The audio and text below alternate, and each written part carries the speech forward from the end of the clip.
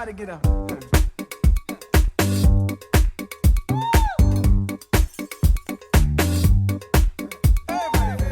To stay on Blurred Lines for a quick second, can you give us the backstory of how that song came to be? When we went in the studio with Blurred Lines, it was more or less like, let's just do something fun. That's, you know, everybody's so serious. Like, what are we so mad about? Like, we have good lives, you know, like, let's push that. Let's talk about that a little bit. Not anything ostentatious or rubbing in anyone's face, but let's talk about the simple things in life, because I find that we get a lot of joy out of the really basic things. The intention was just to sort of hold up the mirror. Like, you know, you could be happy. Like, let's just try that. Let's make something musically that gives everyone a reason to get up. Hence the phrase, everybody get up. Was that particularly gratifying since you've been working with Robin Thicke throughout his whole career? I have Jimmy Iovine to thank for that. He's the one that introduced me to Robin. He told me about his voice, and once I met Robin and we began working together, it just kept going, his talent. It just keeps going, and the spirit of his character musically continues to grow. We're up all night to the sun. We're up all night to get some. We're up all night for good fun. We're up all night to get lucky. You have a history with Daft Punk. Can you talk about the making of that track and how that came to be? When I walked in the studio, that track was done.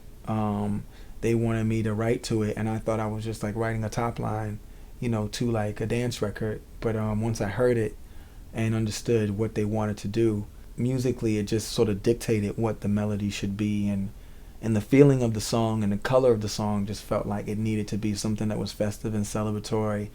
And I chose the subject of two people, a guy, you know, meeting a girl and knowing instantly that they had something special. He's being appreciative that he's aware of how rare that is to meet someone and know. Because they could be anywhere, right? They could have been on the opposite side of the planet, but for whatever reason, they decided to both be in this place at the same time, and that connection was made. And before you go on doing whatever you're going to do later that night, you just take a second and live forever within a moment of appreciation. Like, wow, isn't this crazy? Like, you could be anywhere in the world and you're right here so that I could meet you. And you're not going to back down at who you are, because who you are helped you make those decisions which led you to this place. So you know what? You know, let's toast.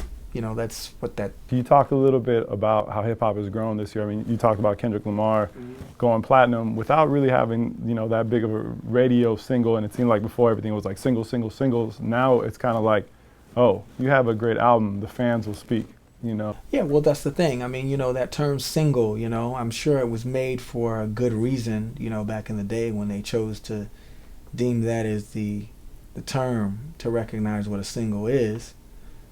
But, you know, that mentality that goes into it, you know, is it a single? You know, I think Kendrick has superseded that, because kids don't think like that. They think like, do I like you or do I not like you? Do I believe what you're saying in this record or do I not believe what you're saying in this record? What you're saying and what you're doing, does this resonate with me? The melody, is it, you know, am I convicted by it? You know, the music, is it a haunting thing that just like this catchiness like that I can't escape? The answer is yes. I'm into you. I'm down. I'm a soldier, and I'll ride with you, and I'll argue.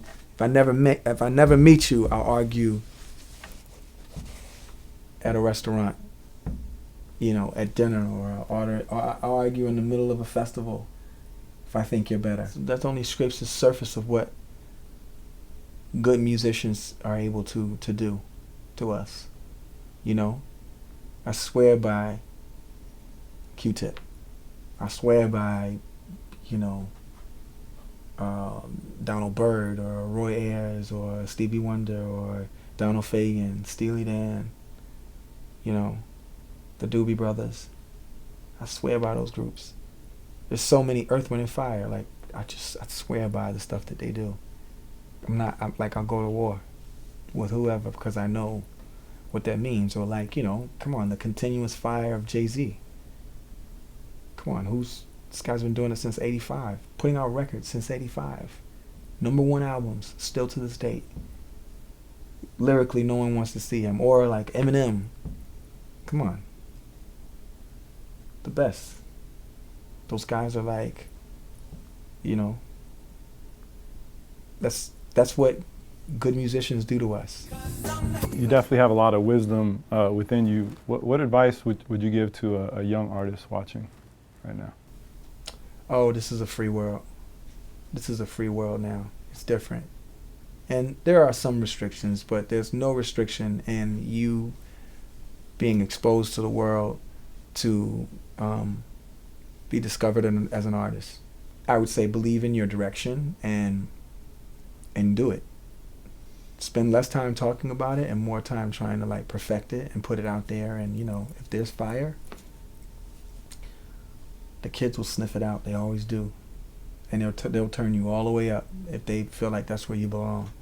That's all. So all you have to do is be true to your craft, and they see that. When they see you going inward and being proud of who you are and what you are, and there's some good intention, they're going to support you. It's a numbers game though, right? 7 billion people on the planet, less than a third online. That's a pretty significant number, which raises the odds for you to become heard. I mean, even the most boring person on Twitter has 100 followers, right? 100 people who don't know you from a can of paint. Why? Because everything's about numbers. So there's benefit. You just have to make the numbers work for you. For a lot of us when we're young, it's like, oh, the big houses, the Ferraris, depending on who you're talking to, the chicks with the spray-on tans, all, the jewelry, the trips to islands that end with A, or some sort of weird foreign apostrophe under, behind it, and the champagne. For some people, that means a lot. And definitely, I've made songs that 100% would check that box.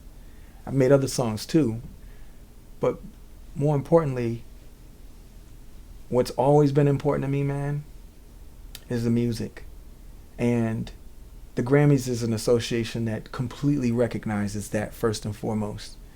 And I'm just so glad that in my years of being young and just everything moving so fast, they could have turned away. They could have looked past the music and looked at all the other things of just us being young, but they didn't. They always let the music speak first, and that's all I ever wanted. And I just can't believe that actually I can believe, and I do appreciate it, but it just feels good. Let me say it that way. It feels good to know that the most important thing to me is the thing that kept us all alive, is the music. And this is Grammys should also be known as a preservation society. We don't get recognized for how expensive our videos are. We don't get recognized for, the superficial aspects and all the other ancillary things that come along with being in this business. You're recognized for the first and foremost important thing, and that's the music. And I'm just so incredibly humbled and honored and appreciative to be a part of this year's consideration on any level, and to even be doing this interview, because as I often say, I could be just back home in my room with a demo, or not. Could be even worse. No music at all, and just a bunch of ideas that I could be frustrated to get out, but with no outlet. But instead, it's the complete opposite. In fact, I'm doing what I love to do.